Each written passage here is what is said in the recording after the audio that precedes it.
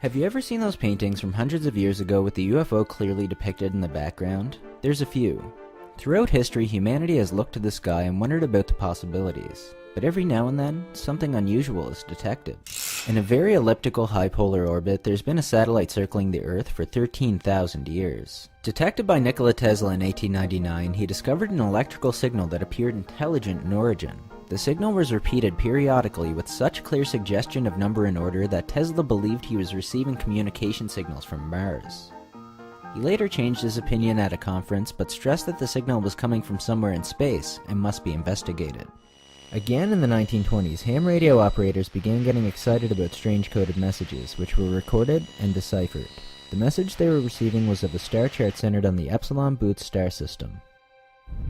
4 years before the launch of Sputnik 1, 1953, the Black Knight satellite was spotted by Dr. Lincoln La Paz of the University of New Mexico. Even the Department of Defense showed extreme interest in the Black Knight satellite, and apparently even appointed astronomer Clyde W. Tombaugh to run a search for the object.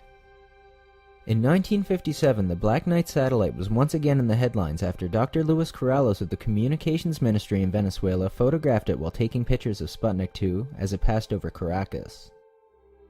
But unlike Sputnik 1 and 2, this mysterious satellite orbited from east to west. The Russian and American satellite at the time moved west to east, thereby using Earth's natural rotation to stay in orbit speed. Back then our technology wasn't that advanced, so it was impossible to keep a satellite in that kind of orbit.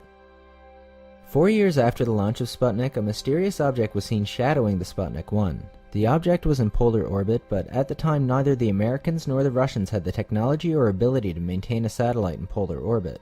So if it wasn't the United States and the Russians, who placed it there? In 1960, the Black Knight was again in the media, as researchers spotted the mysterious satellite again in polar orbit. The weight of the Black Knight satellite was calculated, and researchers estimated that the object weighed over 15 tons. Again, neither the Americans or Russians had the technology to send a satellite that heavy into space. Research shows that the Black Knight moved twice as fast as any other man-made object in orbit.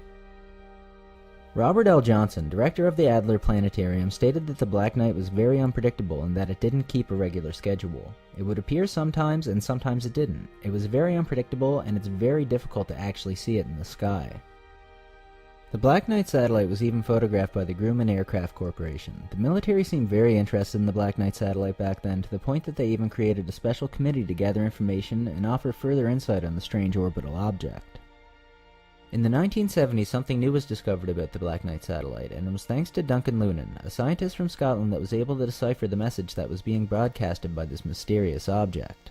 Duncan plotted a vertical axis of the transmitted pulse sequence with a horizontal axis of echo delay time, and as a result he found a picture of the Epsilon Boots star system, or better said, as it would look 13,000 years ago.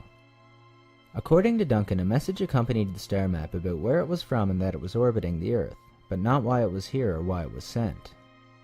One of the most compelling pieces of evidence about the Black Knight's existence was when a meteor entered Earth's atmosphere over Chelyabinsk in 2013. Captured on camera was the moment that the object appeared to approach the meteor, scan it, and destroy it in the sky. The meteor then disintegrated.